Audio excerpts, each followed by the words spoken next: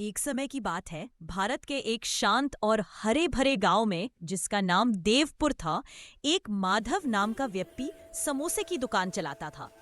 देवपुर के लोगों के लिए माधव के समोसे सिर्फ एक नाश्ता नहीं थे, बल्कि एक अनुभव थे। उसके समोसे की प्रसिद्ध दूर दूर तक फैली हुई थी। माधव बहुत मेहनती था।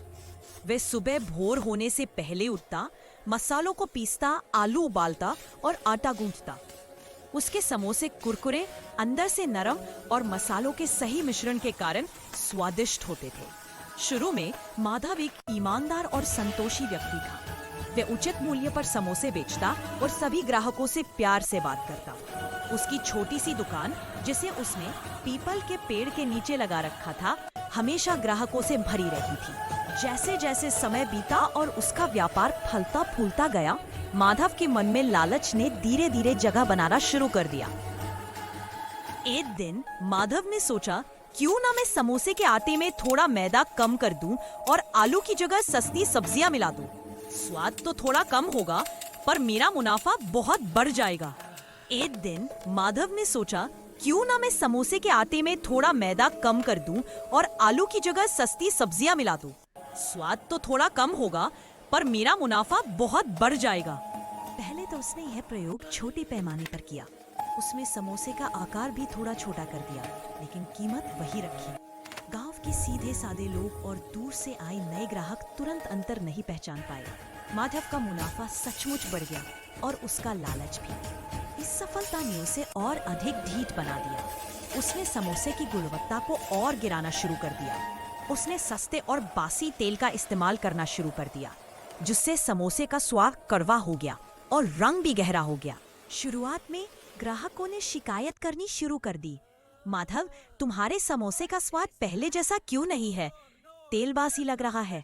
समोसे में वह कुरकुरापन कहाँ गया? माधव पहले तो बहाने बनाता। अरे, आज मसाला थोड़ा अलग हो गया होगा भाई, कल से सब ठीक हो जाएगा। कुछ ही हफ्तों में बात पूरे गांव में फैल गई कि माधव अब बेईमानी कर रहा है। ग्राहकों ने धीरे धीरे उसकी दुकान पर आना बंद कर दिया। जो ग्राहक पहले उसके समोसे खाने के लिए लंबी कतार में खड़े रहते थे, अब पास के रमेश की नई चाय और पकौड़ी की दुकान पर जाने लगे थे। रमेश ईमानदार था और अच्छी गुणवत्ता वाली चीजें बेचता था। माधव अब दिन भर दुकान पर बैठकर मक्खियां उड़ाता। उसके पास सोचने के लिए बहुत समय था।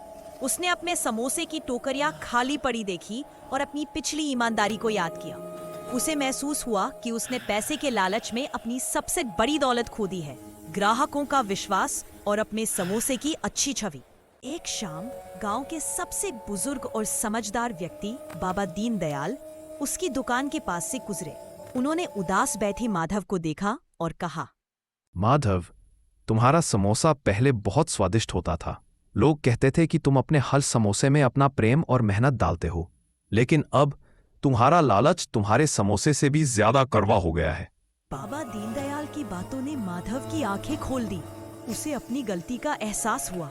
उसने निश्चय किया कि वह फिर से अपने पुराने स्वादिष्ट और उच्च गुणवत्ता वाले समोसे बनाना शुरू करेगा, चाहे मुनाफा थोड़ा कम ही क्यों न हो। अगले दिन से माधव ने फिर से मेहनत करनी शुरू की। उसने बासी तेल फेंक दिया, नए और ताजे मसाले लाए और पहले की तरह प्यार से समोसे बनाना शुरू किया। इसमें समय लगा, पर धीरे धीरे उसके पुराने ग्राहकों ने वापसी करना शुरू कर दिया। वे जानते थे कि माधव ने सबक सीख लिया है। माधव ने न केवल अपनी दुकान वापस पाई, बल्कि अपने जीवन में एक महत्वपूर्ण पाठ भी सीखा। ईमानदारी और अच्छी गुणवत्ता किसी भी व्यवसाय की असली कुंजी है, न कि क्षणिक लालच।